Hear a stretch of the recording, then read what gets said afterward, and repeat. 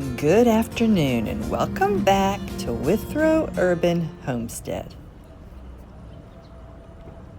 Today is March 20th and it's time to winter sow the vegetable chard.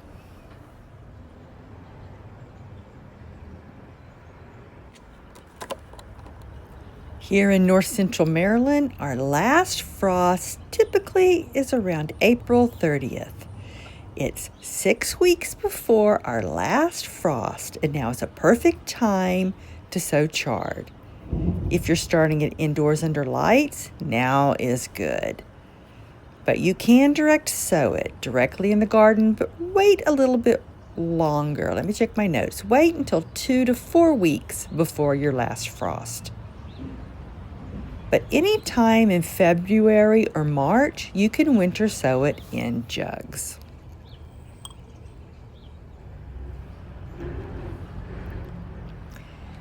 These look like beet seeds, and that's because beets and chard are in the same family. Chard is a beet green without the beet root. That's the reason chard can taste bitter just like beet greens. So it is best harvested young.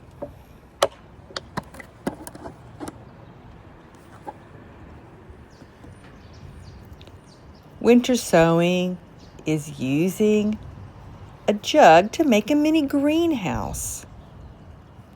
And it lets your seeds germinate in cool weather because it's going to warm up inside after you tape it up. It'll hold in the heat and the moisture and germinate when it's ready. Chard prefers germination temperatures between 50 and 75 degrees.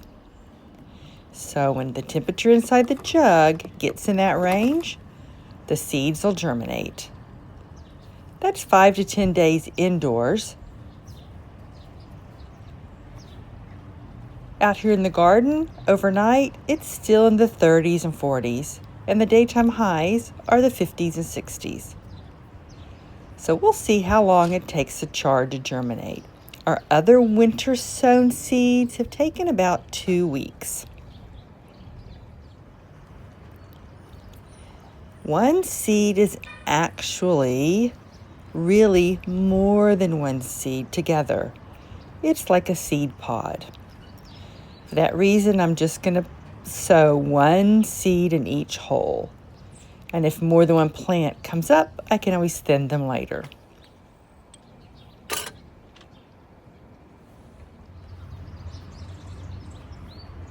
Chard requires dark to germinate, so I'm going to cover the seeds with 1/2 inch of soil.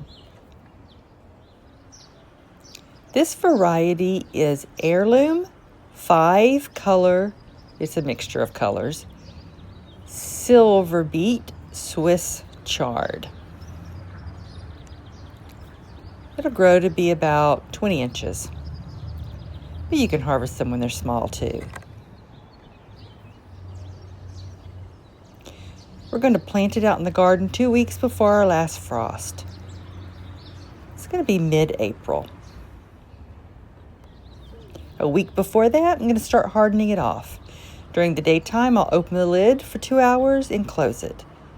The next day, open it for 4 hours and close it, and increase the time for a week so it can get used to the weather.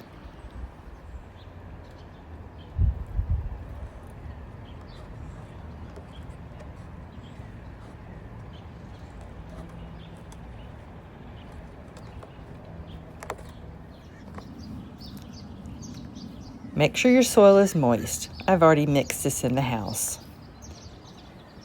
I leave it in there overnight so it'll stay warm because it's still freezing out here overnight. I want the soil to be warm. We're going to tape up the jug and we're going to use really sticky Gorilla duct tape for that.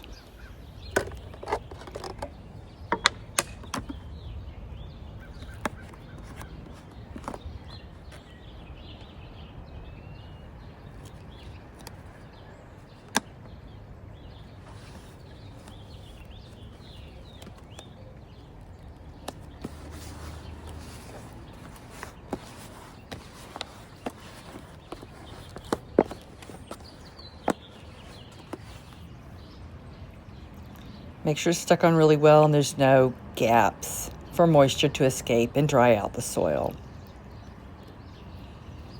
The tape actually sticks better to this harder plastic jug. This is a water jug from Walmart. The white milk type jugs, they're thinner and it's easier to leave a gap in the tape. It happened to me with the kale.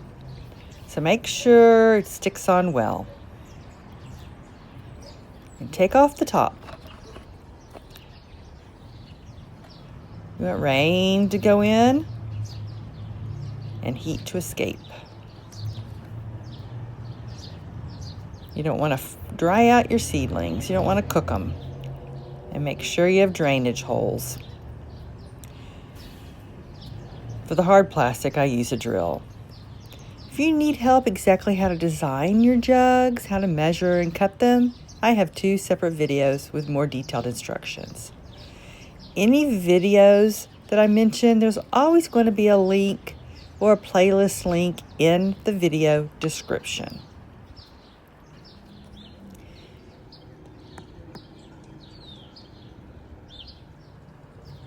And label your jug. Write the name, and it's best to use a garden marker, like this one. Not a Sharpie. A Sharpie is going to fade. Garden marker is designed not to fade in the sun.